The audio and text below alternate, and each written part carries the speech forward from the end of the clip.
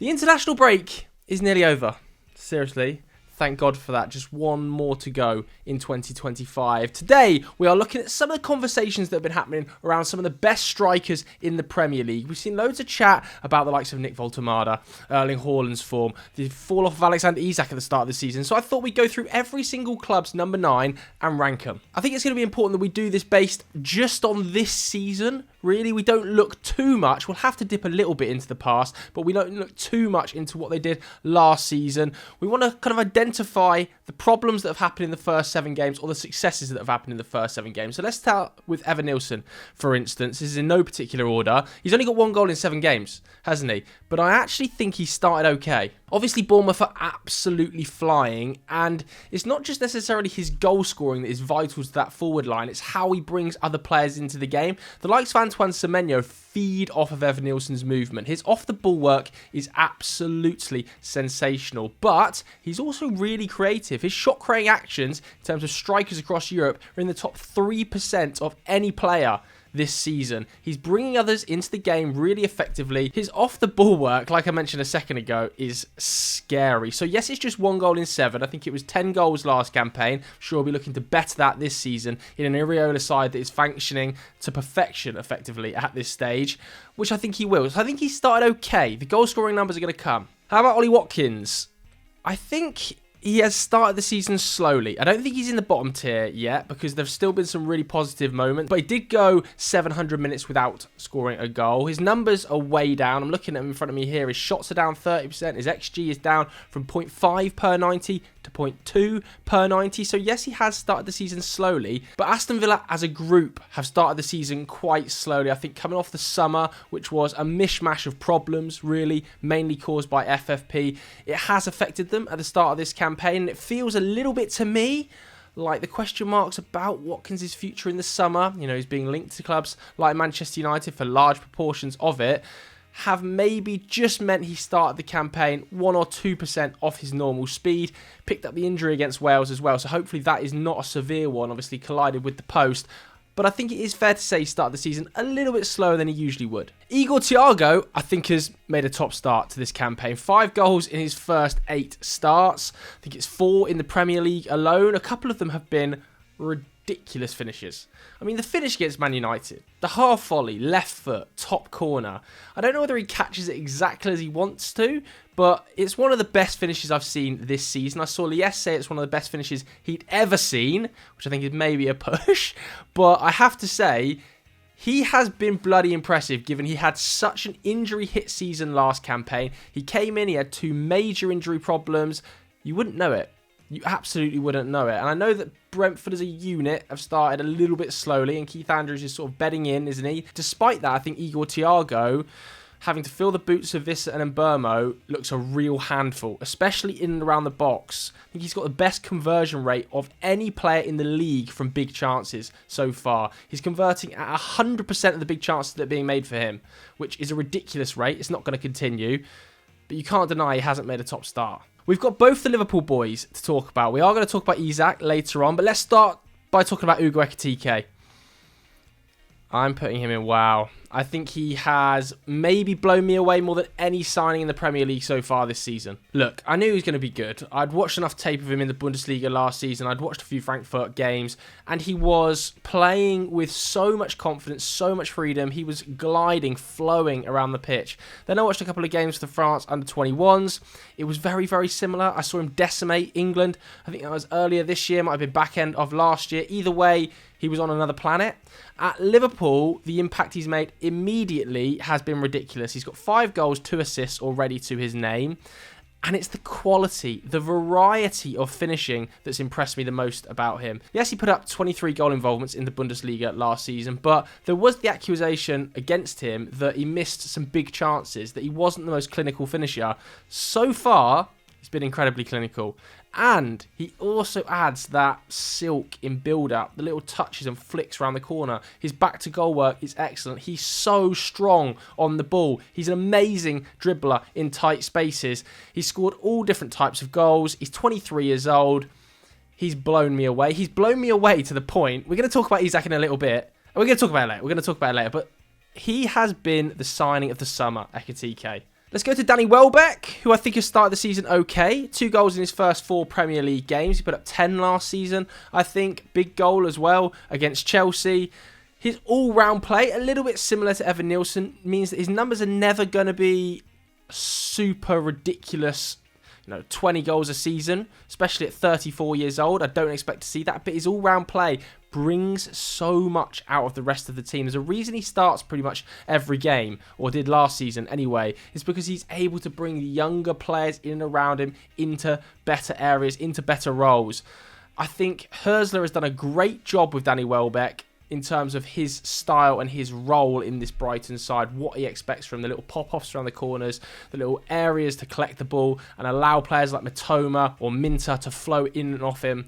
I think Danny Welbeck all round is a fantastic footballer. He's had an amazing career, and this season it looks like he's ready to do it again. Yes, he might be 34, going on 35 this season. It's not holding him back. I think he'll probably get 10 Premier League goals again. Lyle Foster has started the season a little slowly, but Burnley as a whole have. He's got a goal, he's got an assist. I think Jaden Anthony, obviously we're not classifying as a striker, looks extremely dangerous. But Lyle Foster is a different type of player to a Jaden Anthony, isn't he? He definitely wants to operate much more inside the box. He was unlucky against Manchester United as well. I thought he's missed a couple of really good opportunities. But overall, Burnley are struggling to create big chances. And if you're the striker of a club like Burnley, newly promoted, we'll talk about Isidor later on in the show, but for me, Lyle Foster is doing an absolutely fine job of leading that line. I don't expect him, again, to hit over 10 Premier League goals. I think that would be an amazing return. If he can bring players like Jaden Anthony into games and let them do the work and they can contribute the goals, that's fine as well. Joao Pedro, I think, has made a top start, especially to his Chelsea career, right? If you include the Club World Cup, he's had huge impacts in that. I mean, scoring the final against PSG, but also at the start of this campaign with Liam Delap's injury, I think he has been pretty impressive. His numbers have been juiced by that West Ham game. 3 goal involvements came in that 190 minutes against a terrible Graham Potter West Ham. But other than that, he has scored 5 goals for Chelsea already. Red card against Benfica, fine. We can chalk that out to Chelsea's sort of lack of discipline across the board, but he overall suits how Chelsea want to play under Maresca. I think he's probably more of a natural number 9 than Liam Delap in this system. Honestly, the way he can link play in between the lines with his ability to drop deep, dribble in tight spaces, strong back to goal, pop little balls off to Enzo Fernandez and the wingers, it's really impressive. What I think they've missed with Liam Delap's injury, though, is a little bit of bulldozer doggedness through the middle. That's not necessarily Joao Pedro's game, so I think maybe he looks a little bit tired, and that might be down to the Club World Cup, playing so many minutes at the start of this campaign, not having anybody like Nicholas Jackson, like Liam Delap to bounce minutes off. He maybe just needs another couple of confidence-boosting goals, because overall I think his performances have been really, really impressive for Chelsea. And I have to say, I thought they would be. Like, his work at Brighton really flew under the radar for me. I think it was one of the prices of the summer. Joao Pedro at, £60 million, late 50s.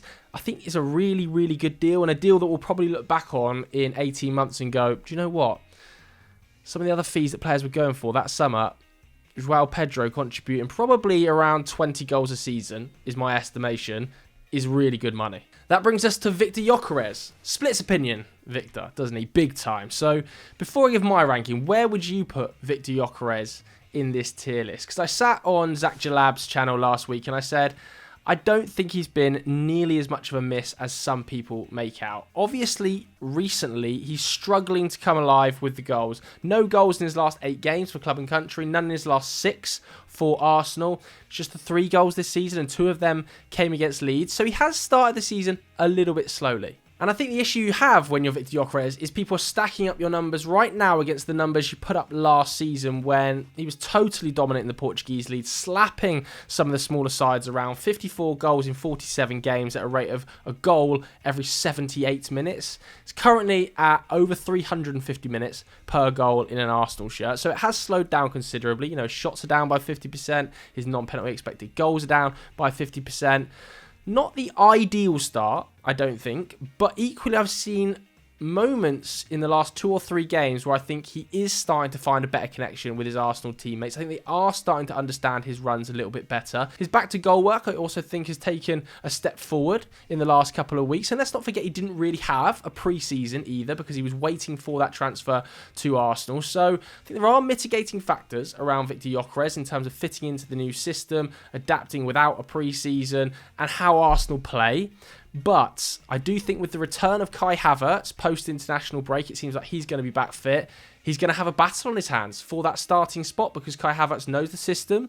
He can contribute massively in the final third just with his off-the-ball movement, with his aerial ability, and he is a silkier footballer than Victor Gyokeres, who can be clumsy at times, is much more of a predator and a poacher. Don't think you see Havertz in the position for the goal against Forest, for instance, where Eze whips it across. That's a Gyokeres position. 5 yards out, tapping the ball in, striker's instinct.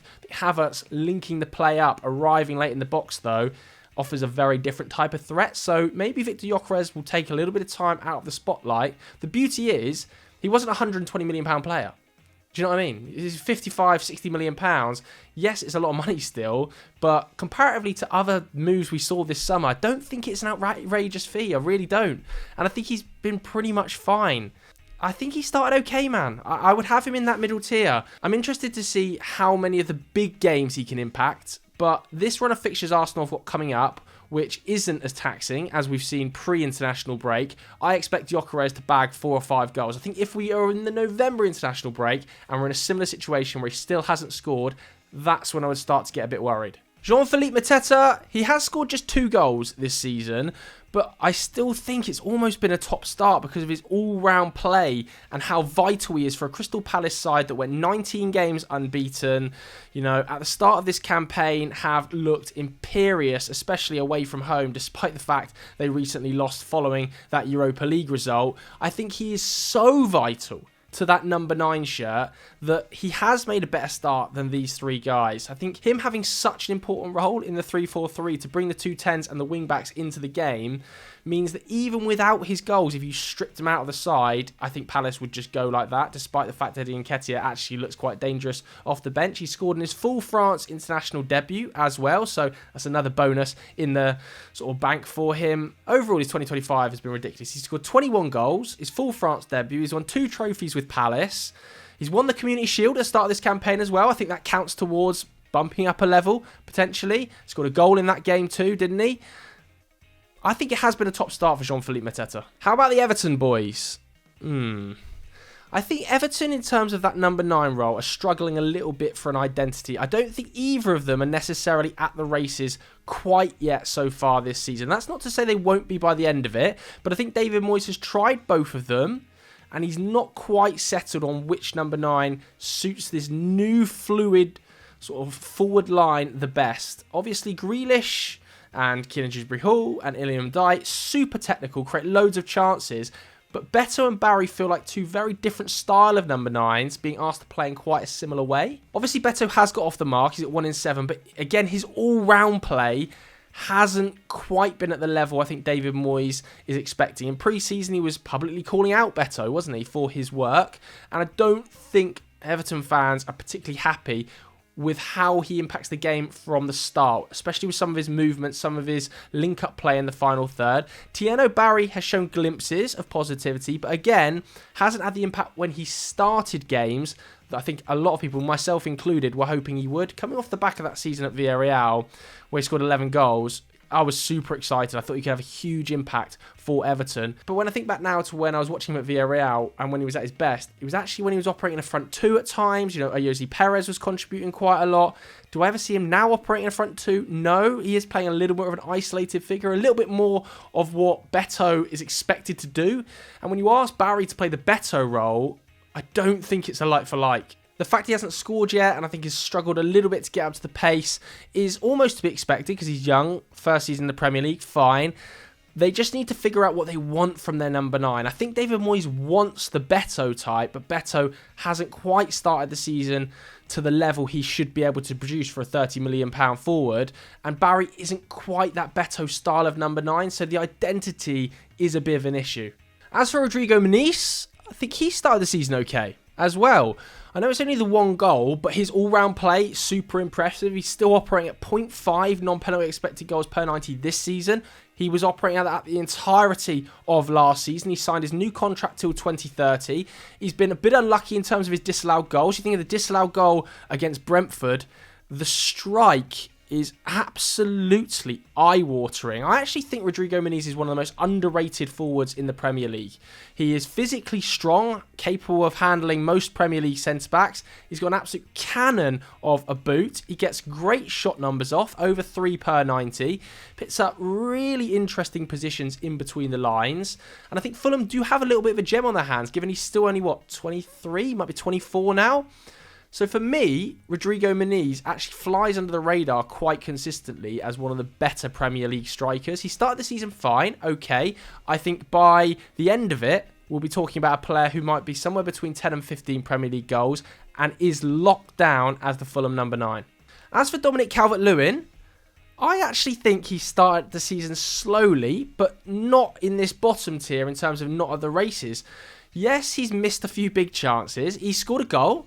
But again, I think bringing other players into the game is an underrated facet of his performances. You look at the goal they score against Tottenham when it's fired into the box, a little touch with the outside of his boot to set up the opportunity. Doesn't get a goal or assist for it, but it is vital to the move.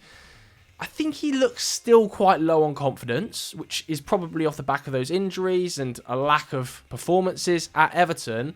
But he is growing into the season a little bit. And I do think he is going to be the guy for Leeds to rely upon in that number 9 role. He clearly is starting over Joel Perreault. Leeds fans, I'm really interested to hear what you think about Dominic Calvert-Lewin's start. I don't think it's nearly as bad as some on Twitter would have you believe. Raul Jimenez has 1 in 2. I think he started a little bit slowly, but he's 34 years old now. Certainly Rodrigo Muniz looks like he is going to be the guy to lock down that number 9 slot. I think Raul Jimenez having impacts from the bench, maybe the occasional start, is probably going to be the role he plays going forward. And at 34 years old, he's probably accepting of that. Okay, Alexander Isak. I mean, you could have him in not of the races yet, honestly. But I think we'll put him in started slowly because he's got a goal in the Carabao Cup against Southampton. And again, there have been moments in the Premier League where you have seen little bits of play in between the lines, first touches that have been very Alexander Isak-like. However, this is really what happens when you don't have any pre-season, you don't have any training time with a team, because obviously he was playing alone for basically the entire summer, wasn't he? He's going to start the season slowly. You know, I've read reports that Liverpool are expecting it to take 2 or 3 months for him to get up to speed because of the lack of pre-season. And in that time, Ekitike is going to eat up minutes. Ekitike is going to prove he is on the path to superstardom. And Isak's going to have to live with that. And that is going to be a question mark about how well can he react to a player that is potentially going to go supernova. He obviously has the ability to be one of the best strikers in Europe. Nobody is shying away from the fact that at Newcastle, he was probably the second best striker in the league for an entire campaign. Put up over 20 Premier League goals and can do that again comfortably at Liverpool. But at the moment, he's in a battle because there's only one number 9 role. Will Arne Slot adapt his system and look to find a way of playing with 2 number 9s? I think it is potentially possible, but it's not going to be easy given that Mo Salah will start every game. Yeah, I like Alexander Isak, but he's in a battle, man. And Liverpool fans, I'm really interested to hear your thoughts on the whole Alexander Isak situation. He's not playing well for Sweden either, by the way, who are bottom of their World Cup qualifying group. These two, you know, have Sweden bottom of a World Cup qualifying group that contains Kosovo and they are winless in 4 games, I think is genuinely shameful. Erling Haaland, obviously, I mean, what are we seeing here? What are we seeing here? Are we seeing the greatest goal scorer in Premier League history? I think we probably are. I think we shouldn't be afraid to say it in the moment. Because, you know, in 5-10 years' time, we'll look back and go, oh, yeah, it was obvious, wasn't it? I think we can be brave enough to say it right now. We are seeing a goal scorer like we've never, ever seen before. 21 goals already so far this campaign for club and country. In the Premier League, I actually expect him to break the record yet again. I think he has gone to a whole new level in terms of his finishing, his movement, his ability to drop deep and link play. There were little touches in and around the edge of the box last weekend that I was like, oh my goodness. I mean, the way he threw the Brentford centre-back around for the goal, it was actually comical. It was like watching a dads versus kids match. But that's not the only time we've seen it. I mean, the 2 goals against Monaco. The 2 goals against Monaco, for me, immediately made me think this is the best goal scorer we've seen in the history of English football. I mean, the header, it's just outrageous. But the dinked finish on the rise, underrated. He's got every different type of finish. He's 6'5", no centre-back can handle him. If he can stay fit for this entire campaign, I think he can hit 40 Premier League goals. And he is currently going at a lick in every competition, like decimating the Champions League goal-scoring record. He's on 51 goals in 46 international games. He's decimating the Premier League record. And he's, 25 years old? Like, by the time he's 30, he could have beaten Alan Shearer's record and still be going. He's on an extremely long contract. He looks very, very comfortable and happy in himself. Like, this is the Premier League's greatest ever goal scorer. I'm not saying best ever striker, because I think Henry better footballer than him. Rooney better footballer than him. But goal scorer, pure beast and lethal assassin in front of goal. I think you have to take Haaland. Benjamin Sesko, I think, has started okay. He's growing into the season. Certainly, you can see that across the last 180 minutes of Premier League football. Looks way, way improved. Against Sunderland was his best performance in a Manchester United shirt. Back to goal, much improved when a defender wanted to press him hard. His first touch was great. Really, really good. I think getting off the mark against Brentford was big for him. 2-2, excellent. If he can show something away at Anfield, he could really, really kick on. Because technically, in terms of his first touch, his passing, his ball striking, I think his movement inside the box, it's really, really impressed me at the start of this campaign for a 22-year-old. He's got 2-2. Yeah, I think he started fine. Nick Woltemade, I think he's almost in wow, man. Like, I knew he was going to be good and fun. I certainly knew he was going to be fun coming off the back of that Stuttgart season where, the Volta Messi tag was around for a reason. He's a very unorthodox style of player at 6'6", but with that style of dribbling, it is an enjoyable watch. But I didn't expect him to get amongst the goals so quickly. It was just 12 last season in the Bundesliga. German lads that I know were saying, oh, you watch this FIFA Woltemade, he's not going to score as many goals in the Premier League. He won't hit 6 this season, some of them were saying. Well, he will. I'm telling you, Eddie Howe could make me look good up top for Newcastle. The way he has that system working, the number 9 gets chances. Woltemade is going to get bucket loads. And he's good in the air. He's quite comfortable as a finisher. His penalty last weekend was a joke, so that means he's going to be on pens. I think he can get 15 Premier League goals this campaign, which I wasn't saying at the start of the season. I thought Visser would probably be the starting number 9 and Woltemade would have to work for his minutes. At the moment, it looks like Woltemade has that on lock. He offers something totally different. He's such a unique style of player, and I think he fits in so well to that Newcastle vibe because of it. Yeah, he's blown me away. Top bloke as well. I love Big Nick. Chris Wood has made a bit of a slow start. I think it's 2 goals in 7 Premier League games, and there are question marks about his fit in this Ange system. How does Ange get the best out of a player like Chris Wood when he wants his number 9 to operate quite high? He wants him to be a press trigger. He wants to get after the centre-backs, operate on the shoulder. That's not really Chris Wood's game, so Ange is having to sort of adapt his tactics, but then there's also the question mark of how long Ange stays at the club. Let's say he doesn't survive the weekend and Sean Dyche does come in, which is the reports, isn't it, in multiple British newspapers. I think Sean Dyche would love Chris Wood. Like, Chris Wood is the go-to Sean Dyche character. But if Ange stays, I think Igor Jesus might come to the fore. He's got 4 goals in, 140 minutes? Haven't got his photo down here, but he would probably be started okay.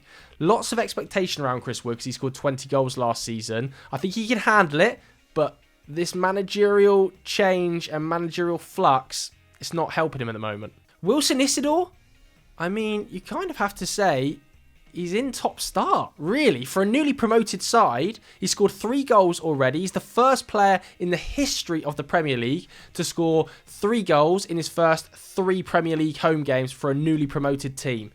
He's gone off like a rocket, and given that there was competition for that number 9 spot from the likes of Brian Brobby, who was signed this summer, from, I suppose you could say, Bertrand Traore could play through the middle, an absolute push. I think Wilson Isidor has surprised a few people with his level. He looks dangerous and sharp inside the box. To get 3 goals for a side that have just come up and have them 9th in the league, that is a top start in my book. I know Gyokeres is sitting on the same amount of goals, but the expectation, the fee, much, much higher around Gyokeres than it was Isidor. How about Richarlison? This is a tough one, man. I think Richarlison's a really difficult one to do because he scored goals at the start of the season. There's no denying he scored goals. I think 4 goals in all competitions, isn't it? 3 goals and assist in the Premier League. But I still feel like there's narratives from Tottenham fans, especially online, and my friends who are season ticket holders, about his place in this team, about whether or not he is good enough to be Spurs' number 9, about how much they've missed Solanke, about where is Kolo Muani, we need him back fit, we want him starting. When Richarlison actually has 13 goals in his last 17 Premier League starts for Spurs, which is quite a good rate. It's just that all-round players, and I think he started okay. Like, I think the goals maybe cover up a little bit in terms of his all-round presence in that number 9 role for Spurs. Yes, he's been good under Thomas Frank. He's been very effective. And I can hear Spurs fans now saying, you've got to have him in top start. You've got to... I think the narratives that sort of live around Richarlison have coloured his picture a little bit. Maybe it's my friends who are season ticket holders, but they're constantly moaning about Richarlison. I mean, Spurs fans, please do let me know your thoughts. He's a puzzle, isn't he? Fullkrug isn't in the races yet, is he really? Again, this is going to be interesting to see whether Nuno perseveres with Fullkrug. Does Callum Wilson come into the picture? Does he utilise Jarrod Bowen a little bit more centrally? Because a couple of different managers have tried him now, and it's not really worked, has it? What Nuno did great, though, with Chris Wood was take his game to a new level. So maybe his arrival will see Nicholas Fullkrug refine the heights we saw in the Bundesliga. Finally, Strand-Larsen. Yeah, I mean, he's not in the races yet either, really, because he hasn't played loads of game time.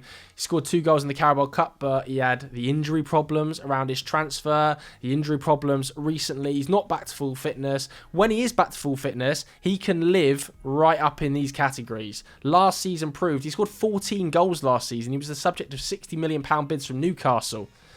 So I expect him to get up and running pretty soon. Wolves need it. Okay, so that was my ranking of each Premier League number 9's start to the season. Let me know what you think of it in the comments below. If you enjoyed this video, hit the like button, hit subscribe. We'll see you later. Goodbye.